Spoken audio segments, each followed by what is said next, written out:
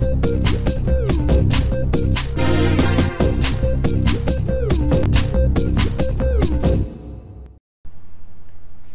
galera, beleza?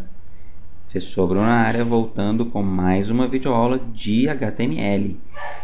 E nessa aula nós vamos continuar a estrutura condicional, certo? A aula passada nós vimos o if, e essa aula nós vamos falar sobre o switch case, também bastante importante aí quando eu quero executar um comando, um trecho de comando, um trecho de código, dependendo de uma determinada condição.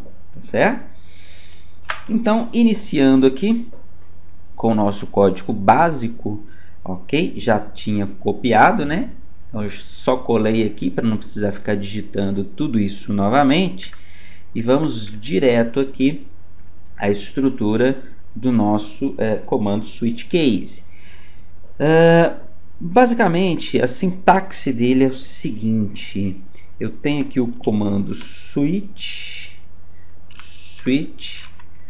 onde eu vou ter aqui dentro uma expressão. Vamos colocar aqui um teste lógico, e dependendo do valor dessa expressão, desse teste, eu vou executar trechos de código diferente. Então eu vou ter alternativas aqui, ó. Por exemplo, caso esse teste retorne 1, por exemplo, aqui, eu vou executar esses comandos aqui, comandos 1, certo? Ao final dos comandos, eu adiciono um comando break, um comando de parada aqui, para ele entender que essas instruções finalizaram, ok? Caso o resultado aqui dê 2, por exemplo, ele executa aqui a minha lista de comandos 2. No término desses comandos, eu ordeno uma parada. Caso o resultado seja 3, ele executa aqui a lista de comandos 3 e ao final eu ordeno uma parada. Caso não seja 1, nem 2, nem 3, eu posso parar por aqui, tá? Mas eu posso colocar aqui um valor default. Caso não, o valor não seja nenhum, nem 2, nem 3, seja qualquer outro valor, ele executa essa lista aqui dos comandos 4 e, novamente, ao final eu executo um break, a parada aqui nos comandos. Então, essa é a sintaxe do nosso comando switch, comando switch case, ok? Vamos ver isso na prática? Vamos colocar o negócio aqui para funcionar? Vamos lá. Eu vou criar uma variável onde eu vou chamar de, deixa eu ver aqui, transporte, transp, ok? E essa variável, deixa eu colocar um comentário aqui, vai ser 1 para carro, 2 para moto, 3 para avião, 4 para navio, 5 para caminhão. Qualquer opção diferente disso vai ser um outro meio de transporte qualquer que não seja esses. Então, veja bem, eu criei uma variável, chamei de transp, e quero verificar o valor dessa variável e executar uma lista de comandos de acordo com o valor dessa variável. Então, nós podemos usar aqui o comando switch para essa tarefa. O switch é quando eu conheço muito bem os valores, tá? O if é quando a gente às vezes não sabe muito bem o valor da variável, o valor exato da variável, então eu vou testar se eu tenho aquele valor ou não, tá? A possibilidade daquele valor. O switch a gente usa quando eu tenho mais certo os valores possíveis dessa variável, certo? Então vamos lá. Switch transp, ok? Ok. Beleza. E agora aqui as opções para esse transp, né? Para essa variável. Então, caso o valor da variável seja 1, eu vou simplesmente emitir um alert com o texto carro, certo? Um break aqui, para ele entender que esses comandos terminaram. Eu posso colocar vários comandos aqui, tá, gente? Posso colocar 10, 50, 100, 200, uma função aqui dentro. Nós não vimos função, mas eu posso colocar. Tá? A função nós iremos ver já na próxima aula, antes de ver comandos de repetição, tá certo? Mas eu vou colocar um comando só que basta para a gente entender o funcionamento do switch. Caso o valor da variável seja 2, ele vai dar um alert com o texto moto para aqui o comando. Caso o valor seja 3, ele vai emitir um alert com o valor avião. Finaliza aqui. Opa, caso não, né? Tá vendo? Eu tô falando caso e escrevendo caso. É case, tá, gente? Caso o valor seja 4, ele dá um alert com o texto navio.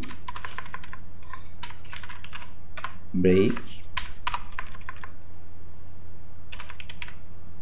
Caso o valor seja 5,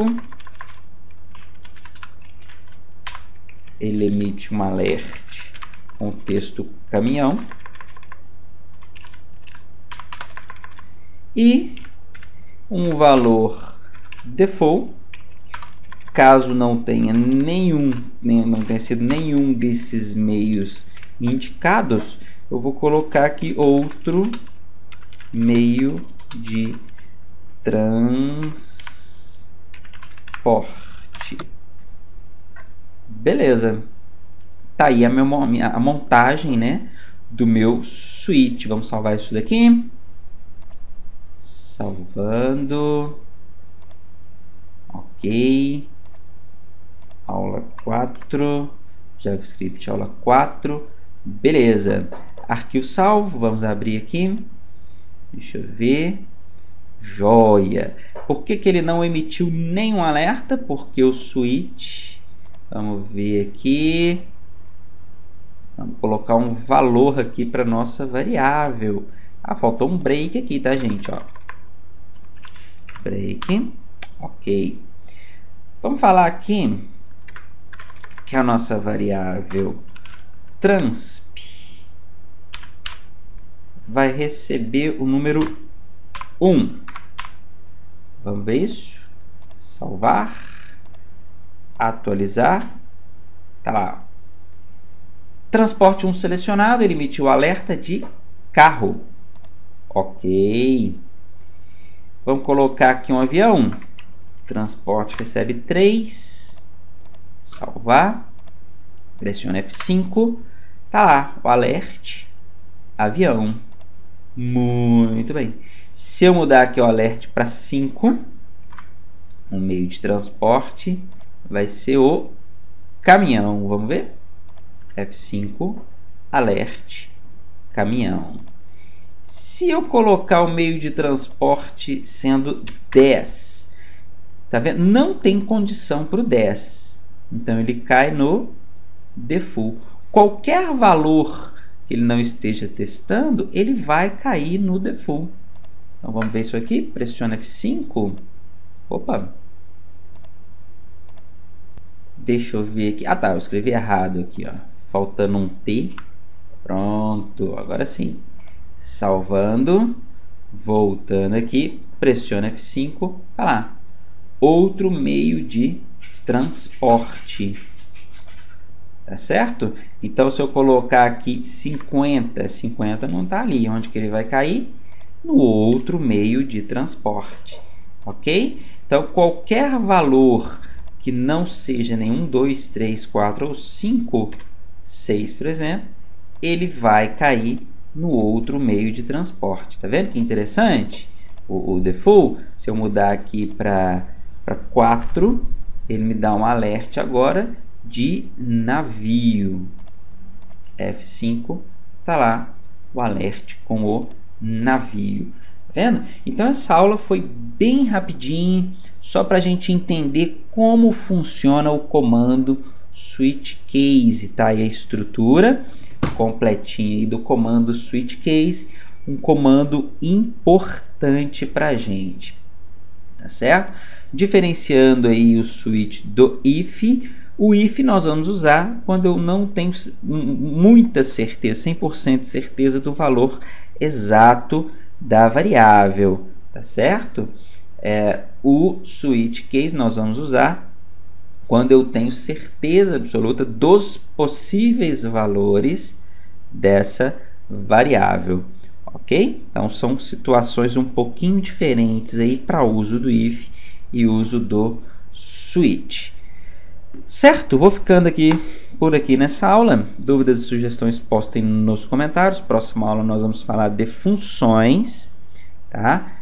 Uma parte importante aí pra gente, que eu preciso explicar aqui uma dúvida sugerida de um aluno que está assistindo o curso de HTML, onde ele precisa fazer uma caixa de listagem com links, onde ele precisa clicar numa opção da caixa de listagem e abrir uma página diferente, por exemplo. Então nós vamos ver isso daí já na próxima aula.